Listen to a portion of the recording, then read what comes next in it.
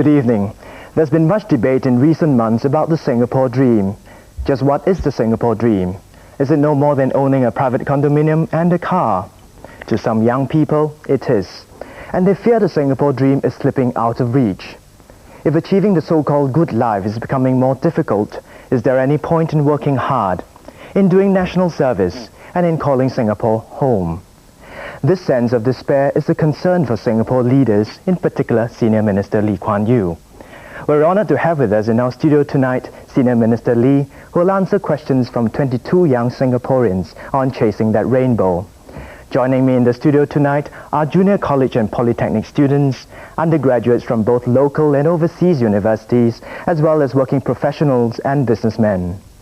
Also joining the discussion is Mr. Patrick Daniel, editor of Business Times. Before we begin our discussion, let's take a look at how the Singapore Dream debate came about. In 1991, a medium-sized car cost 44 times a worker's monthly wages. Today, it's more than 60 times. And if you didn't want to spend $500,000 on a condo like this one 5 years ago, chances are today you'll have to pay about twice as much. Nothing really surprising about these higher prices on their own. After all, when the economy does well, prices of property and cars are bound to rise in land-scarce Singapore. But condos and cars hold a very special value to many young Singaporeans. They've been told time and again to work hard, to achieve, to be number one. And so, their dream is a material one, to chase wealth, everyone for himself. Not only do they aspire to own private property and cars, they also feel it's their right to own them early in their careers. These young Singaporeans are becoming frustrated, since no matter how hard they work, they think they can never afford that District 9 condo or Mercedes-Benz. Senior Minister Lee Kuan Yew sees the frustration of the young as a major problem. And he suggested ways to help Singaporeans own property, like building luxury executive condominiums.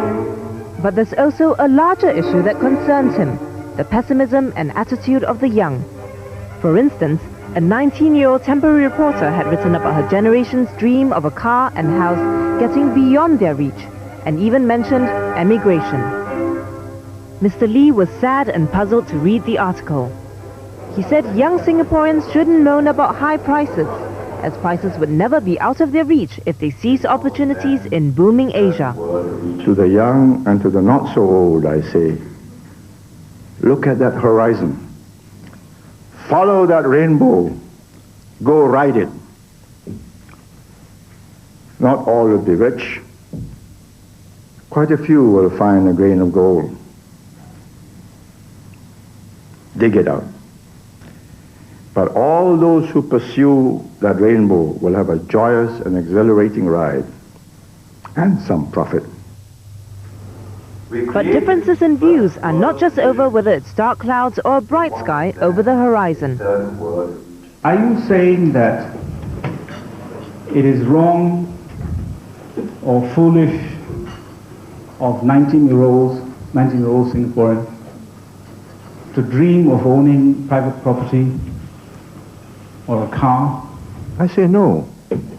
But at our age, at 19, surely you'd look at the horizon and say, what is it in life that's worth doing?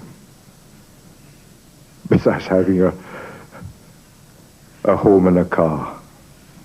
And on the threshold of life, that's all you can think of? Mr. Lee also said if Puah Mei Pin were his daughter, he would be very sad, as they expected 19-year-olds to aspire towards something more uplifting. Well, with us in studio is Mei Pin. Mei Pin, to start our discussion, could you tell us what reactions have you received to your article, and what's your response to what the senior minister said? Well, what shocked me most was how many people got in contact with me, people from a wide range of backgrounds and ages, who told me that they felt the same way, either for themselves or for their children, which convinced me that whether this is a sentiment you like to hear or not, it is here and it is real. And for the senior minister, I wanted to ask you, because you said that you were sad and puzzled. I was hoping you could tell us, what is your perception of young people, 19-year-olds, and do we cause you a lot of heartbreak and disappointment? Well, I don't think you can assume that all 19-year-olds are like you. I mean, that's the first assumption which I would challenge. If you look at the profile of each cohort in the last few years, about 18-19% make it to university. So you're amongst 18-19%. Another 30+% make it to the polytechnics. I don't think their aspirations are the same as yours. And for the 40-odd% that make the Institute of Technical Education after N levels, I mean, I don't think they're thinking of condos and cars. If they can get a good skilled job at the end of 4 or 5 years of training and NTC 3 or whatever they can achieve, that's not doing badly. And you've got to remember that the world is not just all like you. I mean, for instance, let me put it to you like this. You're off soon to university. Yes. What are you going to read? English literature. In Harvard? Yes. On a scholarship? Yes. Well, let me put it to you this way. If you are going to major in English literature, what can you do after that? In order to earn an income that will buy you a super condo and a super car, say a Mercedes and Ardmore Park. Not much. Well, there you are. So you've got to decide what is it you like to do in life. Because if all you want is material success and you're good at words, which obviously you must be because otherwise you wouldn't be doing English literature, then if you look at all the professions, you see law is where the money is, right? I mean, a good lawyer, top lawyer, you know, makes $2.5 million a year, or 2.8 million now in 1994. So why do you want to do English literature? What can you do with English literature? You can teach. You can work for a newspaper, which you've done sort of on a trial basis. But you ask Patrick Daniels, can he get rich? Take a newspaper. If he wants to get rich, he's got to write a blockbuster, right? Yes. Otherwise, money cannot be the result of English literature. Law could be the result, could bring the result of a condo and a house and maybe landed property. So you have to, obviously you must have had some career guidance in school. Your parents, what's your father doing? He's a policeman. Well, he's not uneducated. Your mother? She's in the civil service. That's right. So she's educated, knowledgeable. They must have advised you and discussed with you what are your options. And if your option was, I want a condo, I want a Mercedes, then you aim for those professions which will bring you those results. But you have chosen English literature.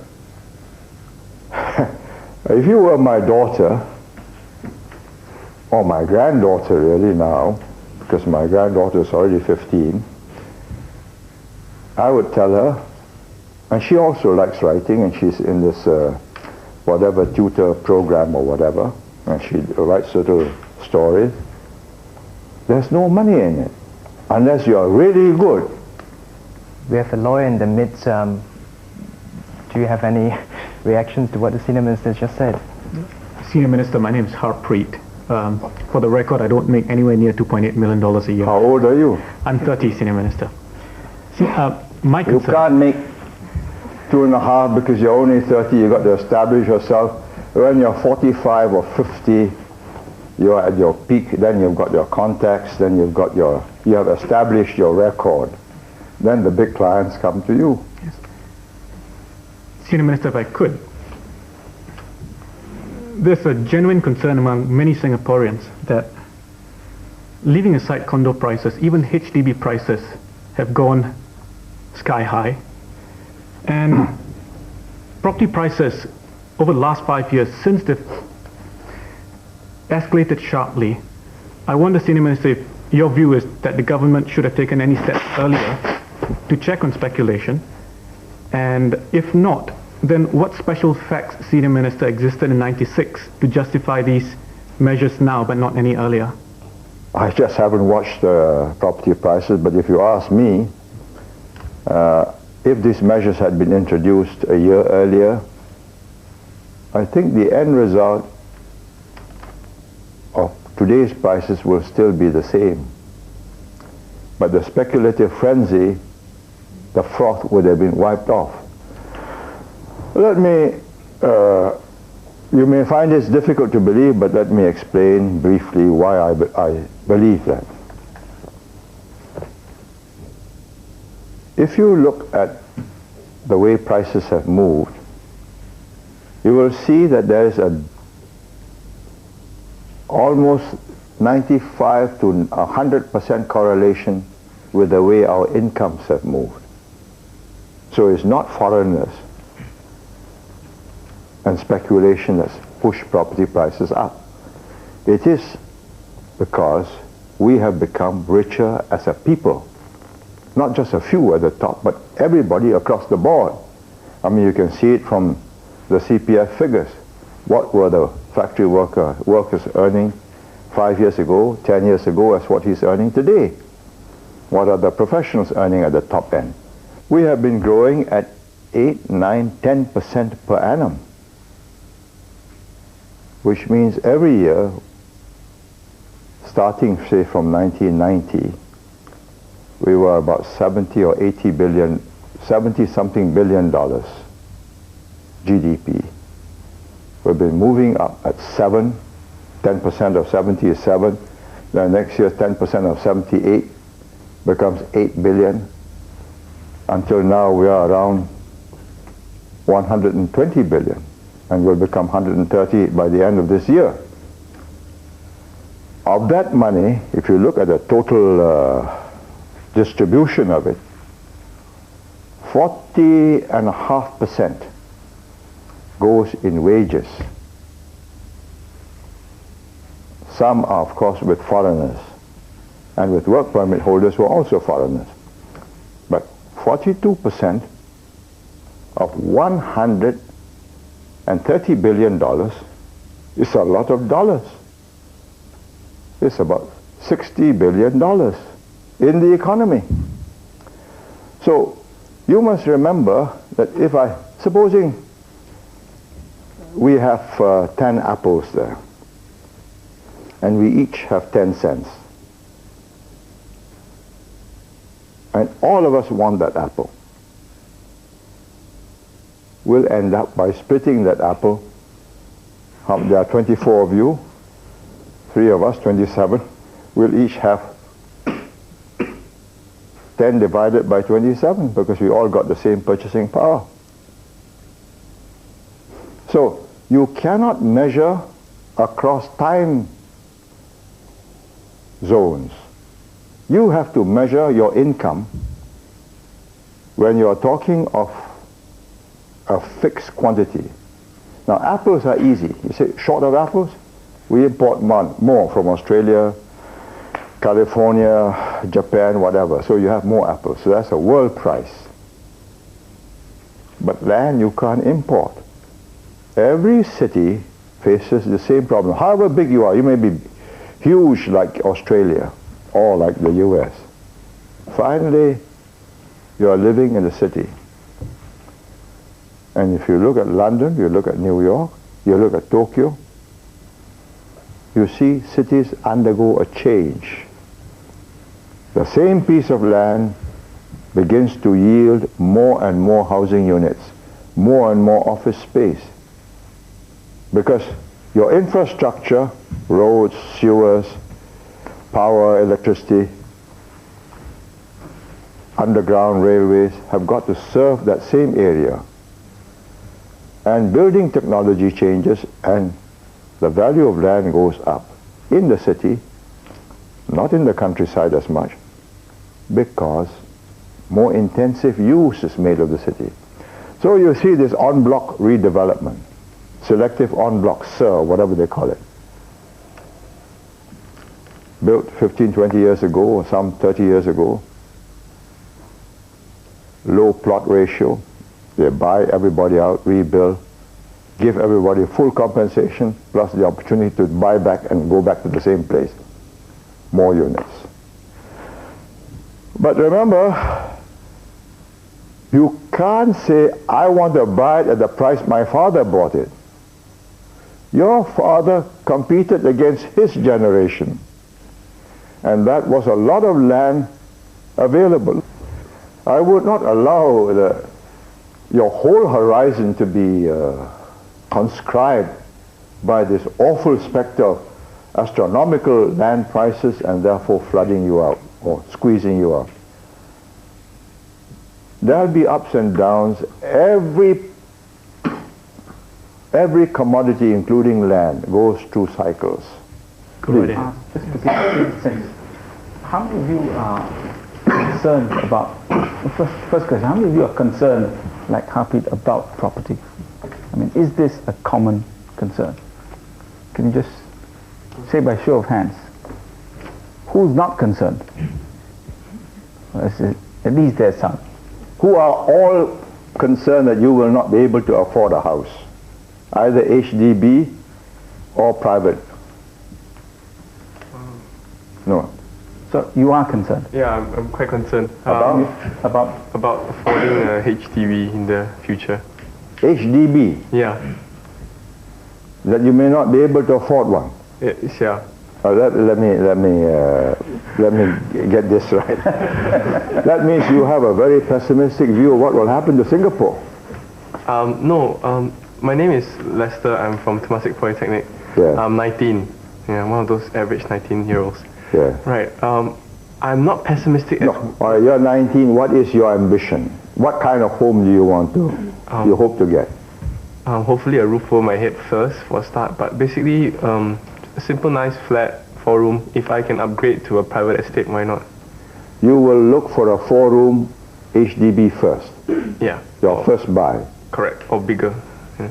Sorry? or bigger? Or bigger. Or bigger. Something which I can, yeah. Or bigger means what? 5-room or executive? Yeah. Sorry? 5-room exec or, yeah, something. No, 5-room executive are two different types. Oh. Okay, let's start with the 4-room flat first. That's good. Okay. Then you want to go into a condo.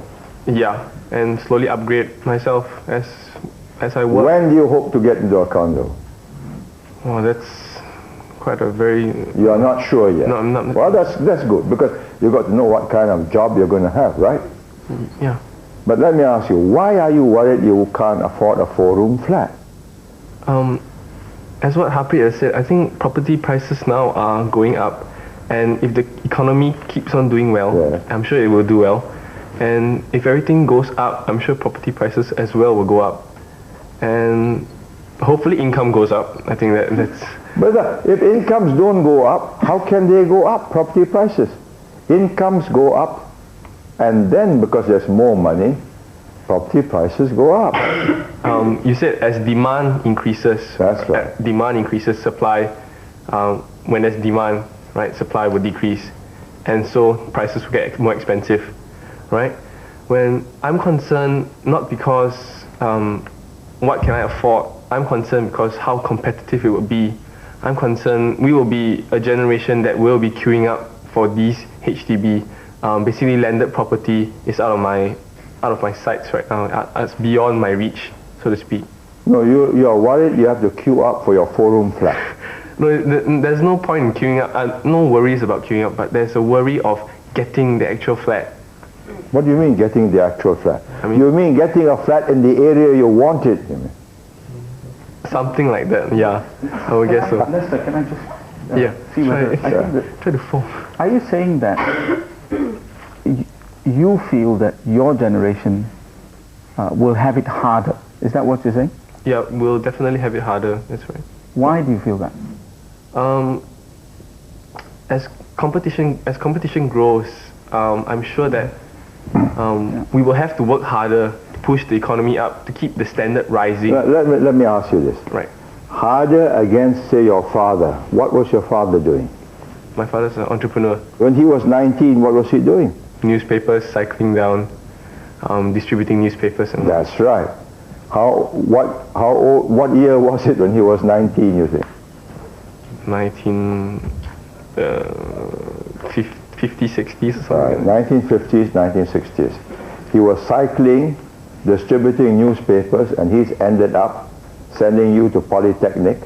He started life with lower prospects, didn't he, in the 1950s? It was a very poor Singapore, very poor prospects. It was a slummy, broken down Singapore with inadequate housing, inadequate drainage, no sewers. You still had the toti man, you know, they carry all these buckets and put it on every day, they clear your WC.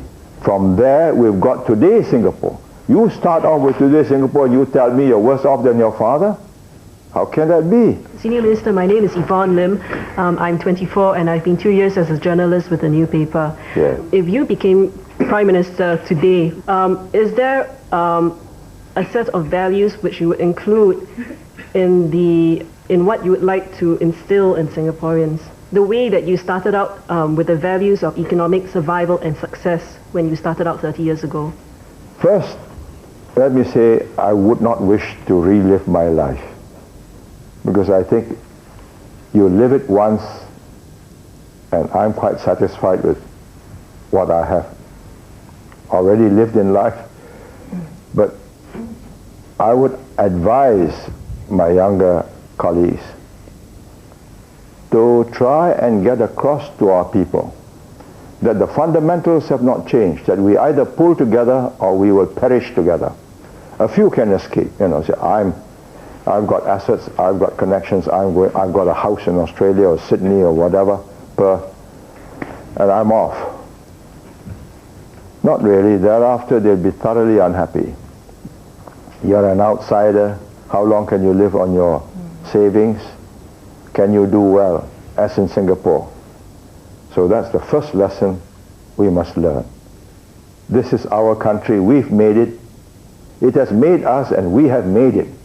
It's an interaction between the country, the society, and ourselves. Our interaction with each other has made us what we are. Is material success necessary? I say absolutely. Because without material success, nothing else can happen. But I would add that there is a balance between the material and the non-material, the spiritual side of life, which I would be very sad if we did not also have that. I've seen it called hard seas, soft seas. Whatever it is yin and yang. The idea of male and female, you know the symbol? Human beings need that balance. If we were all out for material success and we did not have the other side, the sense of equity, the sense of fair play, we wouldn't have today's Singapore. So that even the slowest, they get prizes. 90% now own their homes. And we stretched as we went down. We had to subsidize more and more the people who are less successful. And some of them can never be very successful because nature was not so generous to them. The drive is not there and many other problems. But we try to create a fair society so we have no beggars. You go to many developed countries, beggars, tramps, sleeping in parks, public places. underground stations. There's something missing. It is the softer side of us. We have homes for them. We try and cater. So for the individual, I mean, I would say to my grandchild, for instance, or my grandchildren, if all you have is material success and you don't have a sense of aesthetic, of the spiritual, a sense of being part of the community, of courtesy, compassion, then something is missing. I'm Flora Tan, and I'm 23 this year. I'm the Senior Business Development Executive at CAT IT Consultants. We as Singaporeans have been, encouraged strongly and urged to be, be the best in whatever we do, and I'll strive to, for excellence. And this has inevitably resulted in most Singaporeans having high aspirations.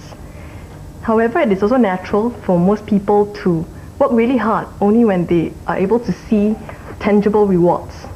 I was hoping that, Senior Minister, you could actually give us some practical suggestions, perhaps, to make it more acceptable for Singaporeans to expect less, but yet at the same time to continue to aspire, and strive for the best.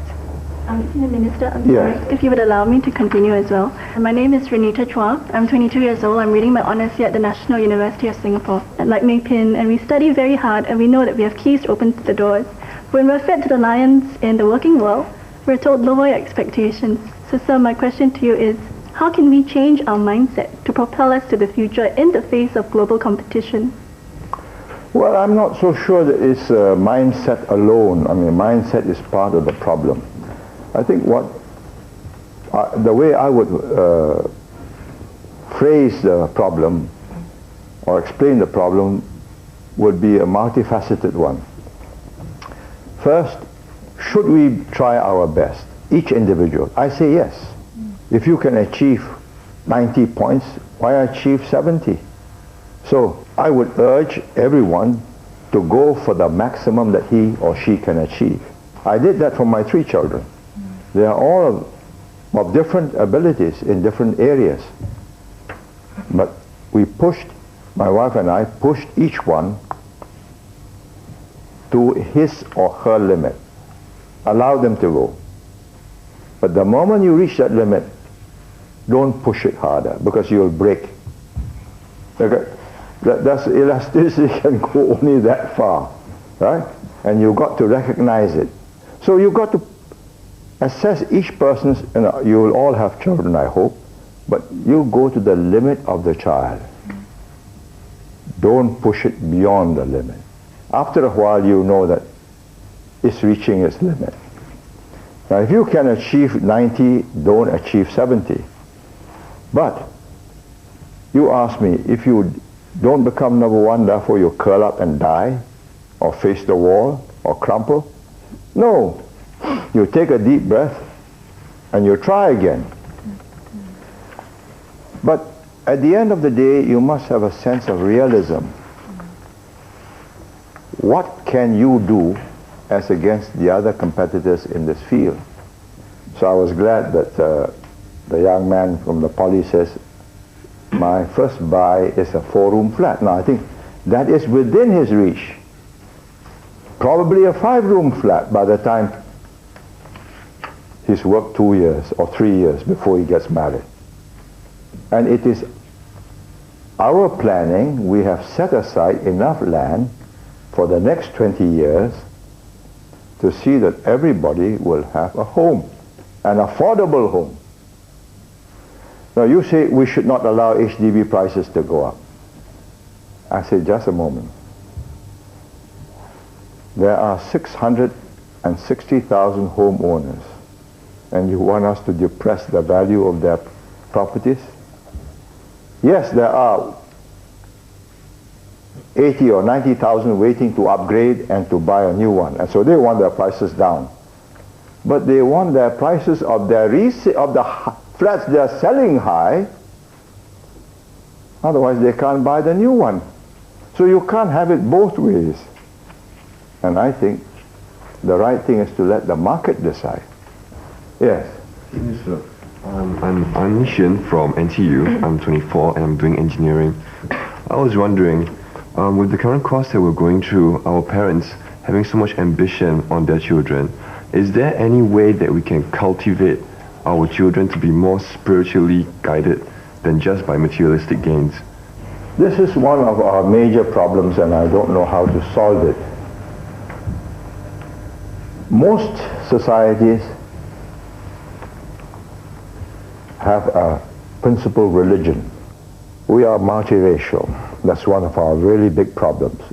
A nation, if you go by the classical definition, a group of people with distinctive characteristics, that means usually one race, speaking one language, in a defined area, sharing one destiny, usually one religion. We are not. We are polyglot. We've come here as a result of the accident of development of the British Empire. So how do we gel the spiritual side? Our best solution, the best solution I can think of, is to have non-religious moral precepts, right, wrong, good, bad.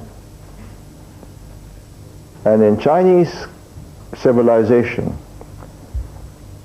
this is one of the fortunate things why we can adopt such a system, such an attitude, because the Chinese were never dogmatic about religion. They were accommodating. And you behave well in this world not because you're going to go to hell if you behave badly, or go to heaven because if you behave well. You behave well in this world because that is the only way in which society can live peacefully and be happy. And therefore, with the loss of religion in the West, because of the fear, vanishing, fear of punishment in hell, so there is no more control. It's a very difficult problem for them. But in the East, with the Japanese, the Chinese, the Koreans, and I think the Vietnamese too, that has not been the main factor. Reward or punishment in the hereafter. But good behavior, because you will shame your family, you will shame your clan. So please behave in this way. Maybe that is the answer. Senior Minister, my name is Siu Ping. I'm with the Ministry of Information and the Arts, and I'm 25 years old. Bringing together what we've said about the Singapore dream, I think what we're looking for is a quality in life. And if we temper that with our realism, then that might force us to look to the region, which is what I'd like to bring up as a possible scenario of marrying the two, realism and our aim to achieve this Singapore dream. Emigration becomes a possible scenario because with our income levels and our strong dollar, if we go to the region, we can afford a lot of things which we cannot afford back home.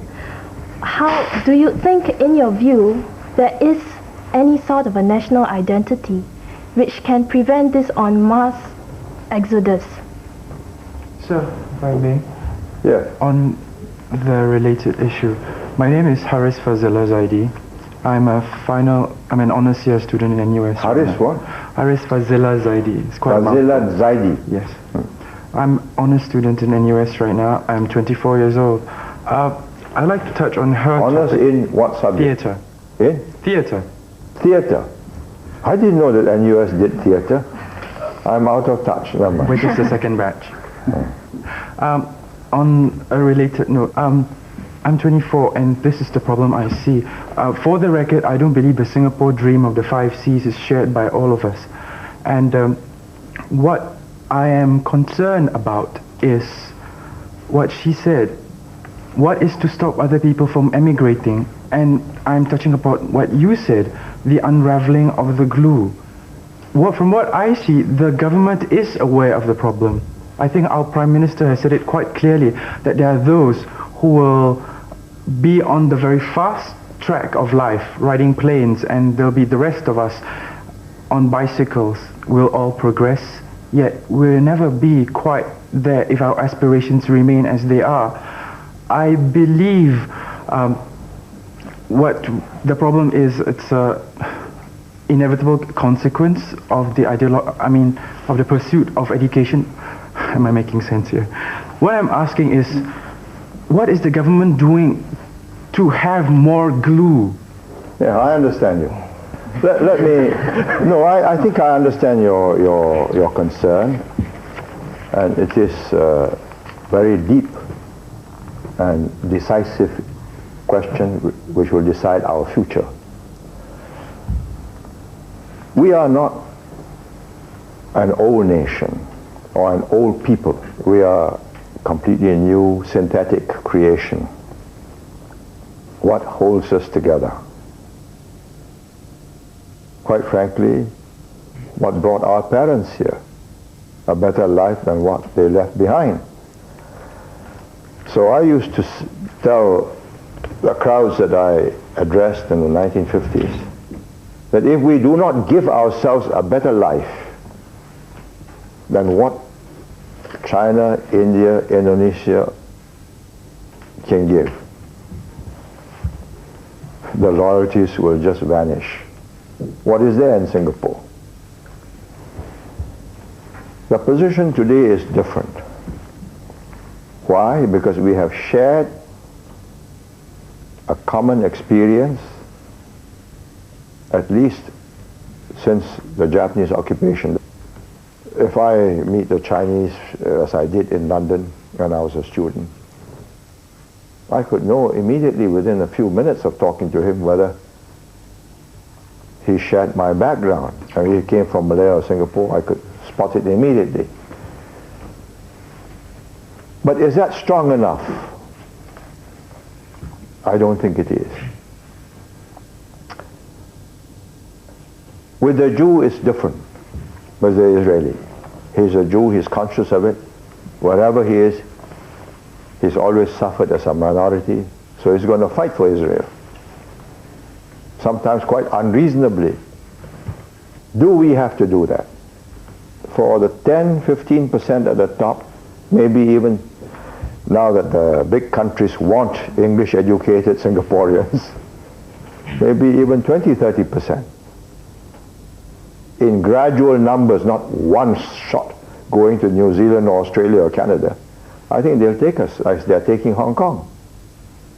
And if we lose that top 20%, 30%, Singapore can't run. Every family has got a son or a daughter brighter than the others. They're never equal. No family is equal except identical twins.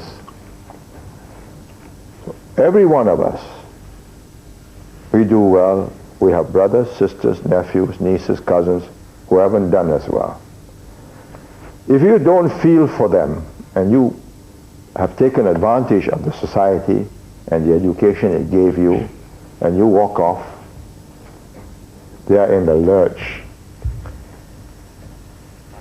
My generation, we asked ourselves this question because we were taking on not only the British but also the communists, and if we lost, that's a nasty fate for us. And we decided to fight. It was enough for a small group of people to feel strongly about it and decided to dig their toes in and to fight. Otherwise there would be no Singapore. But because we said, no, we will fight for this, there is a Singapore. Are there enough Singaporeans to save Singapore? That is the question that I ask myself. And the position is very different now because up till 1965, I've studied this issue very carefully. Up till 1965, the big empty spaces, Australia, Canada, the US, New Zealand, they locked their doors against non-whites. In 1965, the Americans changed their law. That was followed by Canada, Australia, and then New Zealand. And immediately, Malaysians who used to come here for their education, or used to come and work here, good Malaysians, left, leapfrogged us, to Australia, New Zealand, Canada. So we lost good men, many of whom were educated in Singapore because we had better educational facilities. What's to stop our own people from going? Nothing, except a sense of obligation to your family, to your cousins, to your nieces, to your people who have to depend upon you to keep this place afloat. My assessment is we are always going to have a 5 to 10% attrition rate, depending on how the economy does. Because 5 to 10% of the top 30% are mobile. This is a new phenomena of a mobile world. Mobile for those at the top.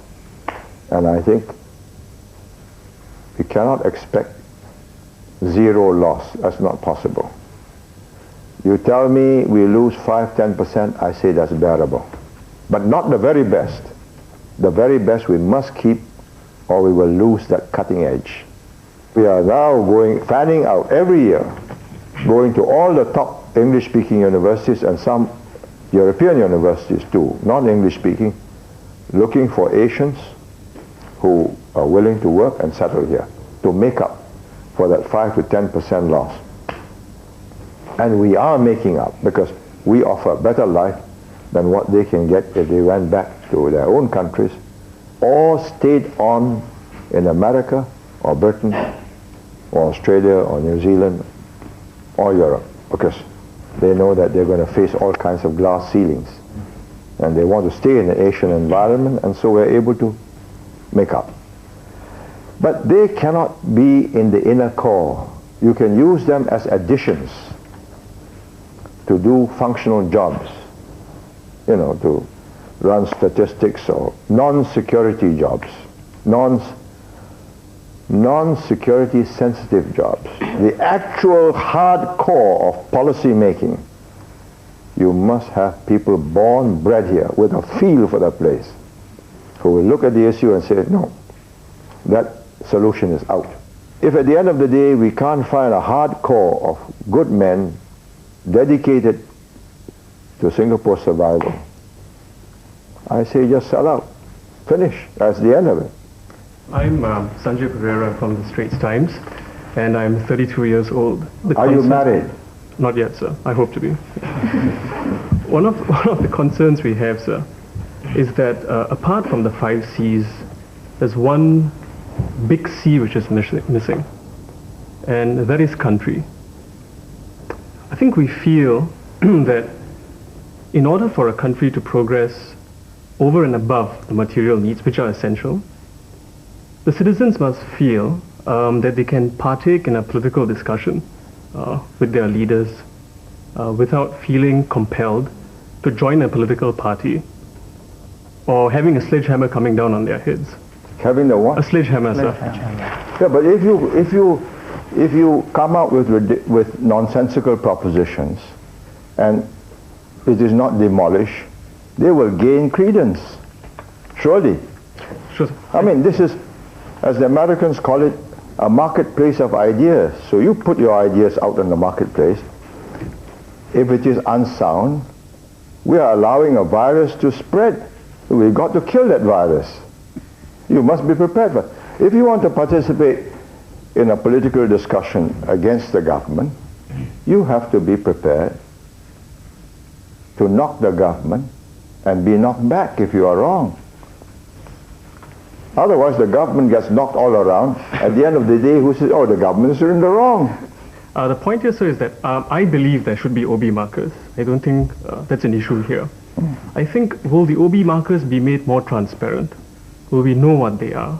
As we mature as a society and a democracy, will we be able to amend, extend the latitude of these OB markers, change, maybe remove some?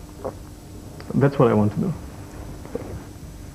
I'm not in charge, so you have to speak to the Prime Minister and his colleagues. As far as I'm concerned, my OB markers were very clear. You fool around with race, language, religion, and you cause a riot, long before you cause a riot, I'm going to put a stop to it, because I've seen what happens when you play around with people's emotions over languages, over religions, over race, and so on. So I don't believe you can have free play there. And you will notice even in America, where they pride themselves on free play of every idea. They are very, very careful when they talk about Afro-Americans or blacks or Negroes or whatever. Anything likely to cause offense, they shy away from. And once upon a time, Negro was a bad word. Then it became black. Then now black is a bad word. It becomes Afro-American. And so it keeps on. But you know, it's a highly sensitive subject. And we have highly sensitive subjects too. I mean, you know them, I know them. So let's not go and dig that sore. I mean, we are not a homogeneous society. I have never bothered about anybody taking me on political subjects. I just take them back. Anybody takes me on, I take him on. You know, you cannot expect to put up a proposition which is not good sense, at least in my experience. If I don't knock it down, that idea gains credence and we are in trouble. I mean, all these years I fought against consumption subsidies, which were then in the 1960s and 70s the conventional wisdom of the West. Every society in the West, as they became successful, subsidized consumption, not subsidized the capacity to earn more money, like education or health or housing, all the things which enable a person to improve his capacity. I fought it. Every time they came out, I crushed the idea. Unemployment benefits, this benefit, that benefit, pensions. I said, no, CPF, add to it. So when you put up an idea which I know is wrong, I believe profoundly to be wrong and will do us harm, I must crush it. I don't crush you, I crush your idea. I mean, and if I'm wrong, then my ideas deserve to be crushed. Maybe crush is a harsh word. But this is a harsh world. It is a contest of whose idea is right, because if it is wrong, we are going to do harm to many people. I'm Jonathan Wee from Nanyang Polytechnic. I am 20 this year and I'm doing banking. My query, Mr. Minister, is, in your opinion, is entrepreneurship the most realistic way to getting your 5 C's? If it is, doesn't it make a mockery of the educational system? Because you, sir, have mentioned that entrepreneurs are born and not made. No, it does not mean that it makes a mockery of the education system. Entrepreneurs, a good entrepreneur is you either have it in you or you not have it in you. But a good entrepreneur who is also educated is likely to do better because he has more knowledge, quicker access to data and so on. He knows where to get more data. He has more networks. I don't see how entrepreneurship knocks out the value of work. Education. Or education, because the entrepreneurs finally have to make use of people who can work for him. I mean, you can't just be a Bill Gates and you think up bright ideas and you don't need people. You need other well-educated people, and you've got to get them to implement your ideas. People are born differently, different talents. Some are musical, some are not. Some are good at mathematics, some are good at words, and so on. Some are good at shapes and forms. So what you're good at, you have to discover. In fact, one of the critical purposes of education, one of the critical objectives of education, a good education system should help a person to discover himself vis-a-vis other people. What is it you have? I'll give you a simple explanation. If you look at the old HDB flats, they're all like boxes, you know, assembled.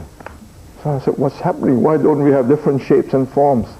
One day my son came back and he said his friend was getting a scholarship to do architecture in Cambridge, and they did not want him for the entrance examination. They wanted a portfolio of his paintings. I said, God, that's the reason why ours were like matchboxes. The first thing before you are admitted to do architecture in a good British university, let me see a portfolio of your paintings. How artistic are you? So we changed it. I got hold of the Vice Chancellor and said, do something. That's about 20 years ago. Now you see the new HDB, different shapes, colors, forms. Why? Because the people who were taken into the architecture faculty had natural talent. If you ask me to draw an orange, I'll be hard put. I can take a photograph. But I once had a drawing test in primary school, and I saw my next pupil. He took his finger, and we used to have pastel colors, and he did that, and I thought, oh, it looked wonderful. The orange suddenly looked like a real orange. I did the same to mine, and he got 90 marks, and I got 30. So you see, if we ran a good education system, it is not only tailored for academic purposes, but for musical, artistic, dance movements, God knows how many other things people require to make a complete society. And we haven't got a complete education system. But we will get it into place over the next 10, 15 years. All the refinements have to be put in place. So if you tell me that you got a worse future than your father, I said, how can it be? What kind of school did your father go to? What kind of schools did you go to? And every year, the opportunities of cultivating and bringing out the best in the pupil is improving because we are building that capability. At the end of the day, what kind of society we become really depends upon what the sum total of us, all of us, are able to contribute. But let me add, social glue is the prerequisite of being a nation. If we don't have that, and we are just so many individuals, we won't survive. You look at it this way. Can you run SIA, Singapore Airlines, without Singapore? You can't. You need a seat in the international community. Then you can negotiate air services agreement. Without that, where do you go? So, the first thing we have to remember is preserve this seat, this distinctive personality which you and I together constitute as Singapore and Singaporeans. In your view, Senior Minister, apart from paying Singaporeans top dollar, is there anything else we can offer them in the form of a dream or vision to rally them as a people? In your view, what is the Singapore dream? I did not see it in terms of, I don't know what I would do if I were a young man brought up in Singapore, say born in 1970 and 26 years now. I cannot say because that's not my experience, but when I was a young man, there was no such thing as a Singapore. We were part of the British Empire, and you had a British passport and you could travel anywhere in the British Empire. Nationalism and decolonization came after that, in the 1950s and 60s. Now, as a result of the fallout, we have little Singapore. Is it worth it? You ask yourself, are you better off if you were born where your father was or your grandfather was? I've asked myself this question. My grandfather was born here, but my great-grandfather was born in Tapu in Guangdong. I have no doubts that I'm better off here. And I think my children and grandchildren have no doubts that they're better off here. And if they're not willing to fight for it, then they deserve to perish. Or flee, and you will never be happier than here. That's the final answer. Is there such a country? Yes. It is called Singapore. We built it. It belongs to us. And it's not a country to be ashamed of. Can you say more? Can we say more? And that's all the time we have for the discussion. We have heard some interesting questions from our studio guests. Mr. Lee has also given us a picture of what's at stake, what qualities and attitudes will make Singapore survive, if not flourish. It's now up to us to make our dream, whatever it may be, a reality. It leaves me now to thank Senior Minister Lee and our studio guests, all 22 young Singaporeans, for taking part in the forum. And from all of us here, thank you and good night.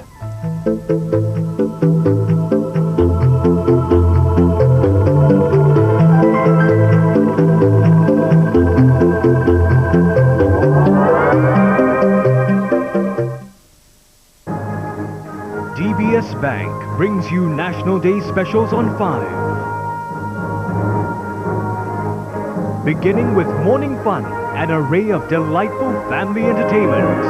7, when I fell down and broke my arm. So my mom picked me up and she took me to the kitchen.